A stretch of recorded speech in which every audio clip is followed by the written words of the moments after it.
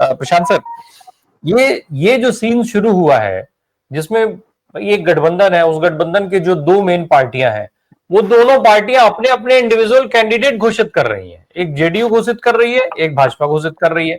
अब कल अगर फिर एक जेडीयू घोषित करेगी, फिर भाजपा घोषित करेगी। ये कितना सामान्य चीज है। और दूसरा ये कि अचानक से इस तरीके की बैठकों का बुलाया जाना कितना सामान्य माना जाए, क्योंकि भारतीय जनता पार्टी जो कुछ करती है वो फुल फ्लेज प्लान करके करती है, उसको इवेंट बनाने की कोशिश करती है, और वो पूरा इवेंट जब बना लेती है तभी उसको वहां किसी भी तरीके की बैठक वो करती है, मीटिंग करती है, कोई कार्यक्रम करती है। इनफैक्ट बयान भी वो किसको देना है, क्या देना है, ये सब कुछ प्लान करके किया जाता है। ऐसे में ये बैठकें कितनी इंपॉर्टेंट है कि जेपी नड्डा और बीएल संतोष को बैठक में शामिल होना पड़ रहा है बिहार की। राम प्रकाश जी, बिहार एक ऐसा स्टेट है जहां पर देश की दो प्रमुख पार्टियां जो है वो है ही नहीं, ना भारतीय जनता पार्टी ना कांग्रेस। वहां रहा है तो आरजेडी और जेडीयू का दबदबा रहा है, और वो लोग ही पूरे स्टेट को ड्राइव करते आ रहे हैं। अभी जितने भी स्टेटमेंट जो आ रहे हैं, पिछले 5 साल का जो एक्सपीरियंस रहा है, जेडीयू 5 भी नहीं, 2.5 साल से कम, जेडीयू बीजेपी गठबंधन जो पहली बार हुआ लाइफ में, ऐसा माना जा सकता है। जेडीयू कभी अकेले, कभी आरजेडी के साथ, ऐसे वैसे। तो उसमें इतना सारा, तो ये जो स्टेटमेंट आ रहा है जो प्रत्याशी घोषित करने वाला, वो हो सकता है पार्टी प्रोटोकॉल पे नहीं है, खुद का फ्रस्ट्रेशन है। अभी हर एक लोगों को, खास करके जेडीयू और बीजेपी में, हर एक कैंडिडेट को अपने आप में एक इनसिक्योरिटी शुरू हो गई है कि भाई सीट शेयरिंग कैसा होगा, ऊपर से जो आएगा वो क्या डिसीजन लेगा, उसमें हमारा पत्ता रहेगा या कटेगा। आरजेडी कांग्रेस में एक चीज सेफ है कि देखिए, सीट शेयरिंग दोनों को करना है, दोनों में 100-100 सीट का बंटवारा होने वाला है। इस तरफ आरजेडी हो, कांग्रेस हो, इस तरफ बीजेपी जेडीयू हो।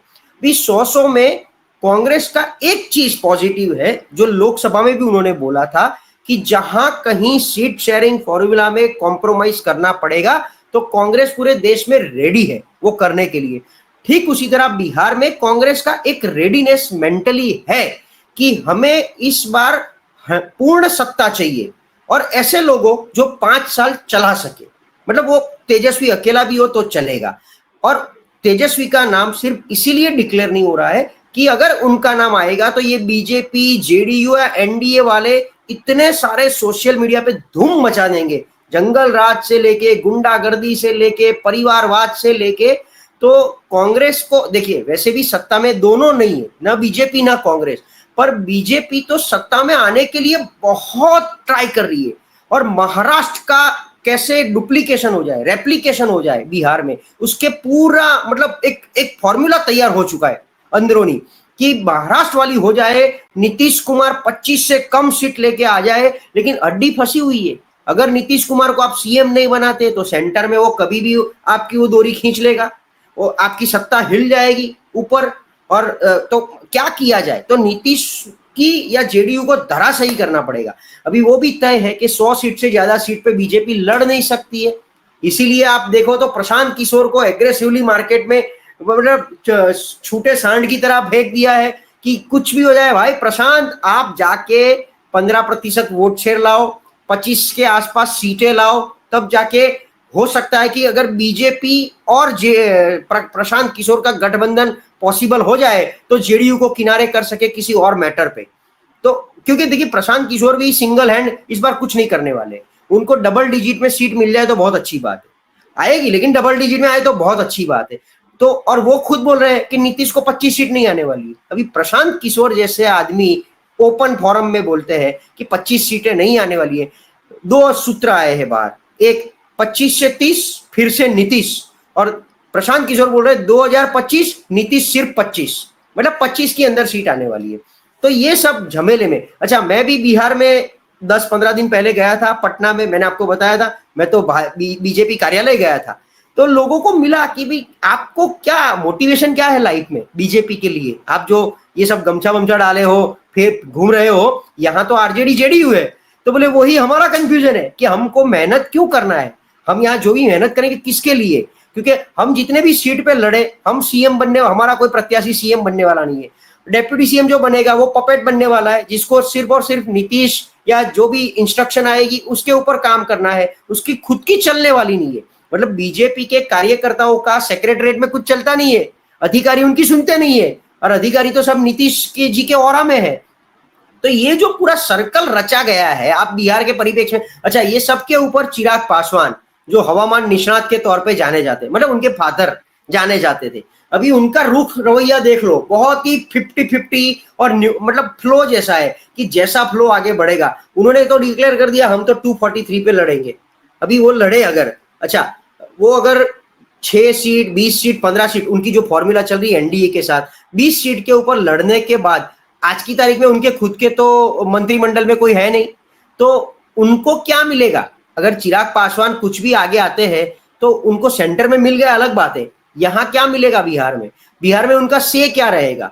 वो सिर्फ और सिर्फ बिहार की पार्टी है, और बिहार जैसे स्टेट में अगर वो इलेक्शन लड़ने में उनका प्रमुख भूमिका नहीं है तो वो क्या करेंगे? तो बिहार की उनकी जनता को, एलजेपी के वोटर्स को, या वो जो 6 सीट लोकसभा 7 सीट लड़ते हैं, वो वोटर्स को कॉन्फिडेंस क्या देंगे कि भाई आपका हम क्या काम करेंगे as a Paswan, as a LJP. तो ये बहुत ही क्या बोलते हैं उसको, हेवायर वे का वो जो न्यूरल बोलते हैं ना, आप एआई का न्यूरल गूगल करना, उसमें जो डिजाइन आती है ना, क्रिस क्रॉस जिगजैग, सिर्फ dot dot dot, line line line, और लेकिन आप एक भी लाइन को ऊपर से सर्कल में पकड़ के पूरी लाइन खींच नहीं सकते हो लेके, वो उसके ऊपर पेन घुमाने का ट्राई करना। वो जो छोटे बच्चे को पजल खिलाते हैं ना, तो वो पजल, ये बिहार पूरा पजल बन चुका है, और इस बार बहुत बड़ा मजा आने वाला है। बिहार के इलेक्शन के ऊपर देश की एक बड़ी इम्प्लीकेशन आने वाली है। वो हो सकता है सत्ता से भी भाजपा मतलब सेंटर में भी दूर हो सकती है।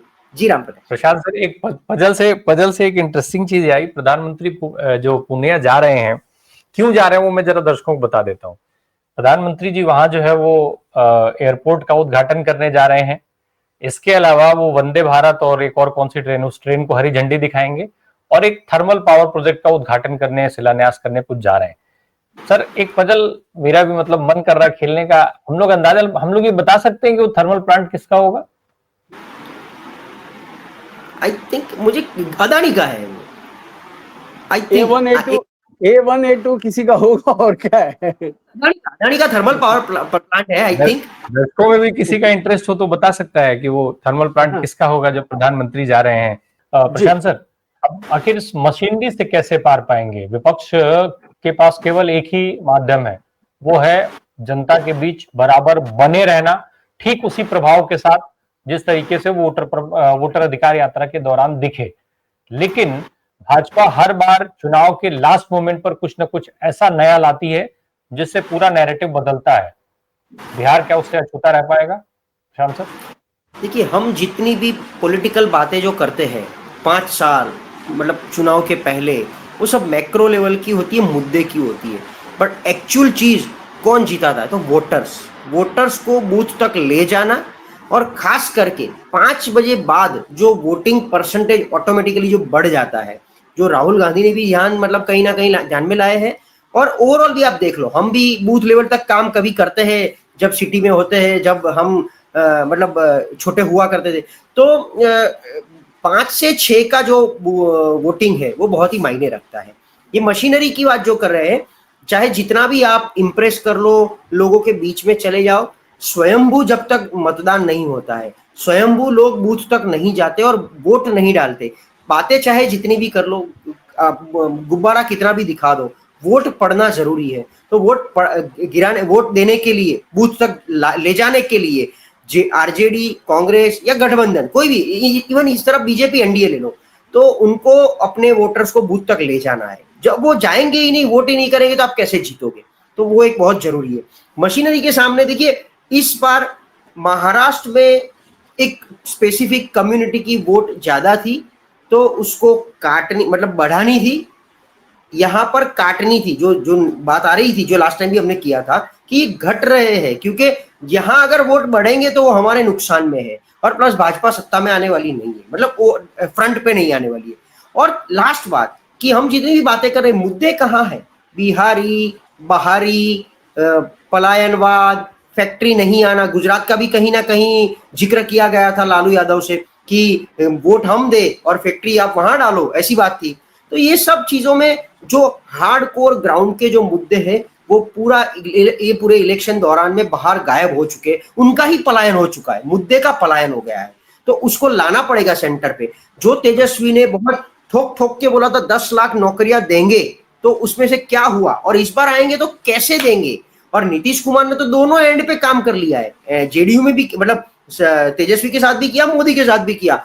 और आज की तारीख में पूरे देश में हाईएस्ट मिनिस्टर बिहार से है, 8 सेंटर में, 4 कैबिनेट, 4 एमओएस, 8 ने मिलकर बिहार के लिए क्या विकास किया, कितना पैसा लाए, क्या कितना खर्चा किया, कितना पैसा डाल के क्या विकास किया। जैसे अभी अब एयरपोर्ट की बात कर रहे हो, ये कर रहे हो, तो ये सब लोगों का दिखावा है। एक्चुअल सेंस में आपने क्या किया, एयरपोर्ट का यूटिलाइजेशन कितने लोग कर पाएंगे, तो वो सब देखना पड़ता है। सो समय कम है तो इस बार ज्यादा चर्चा नहीं करेंगे।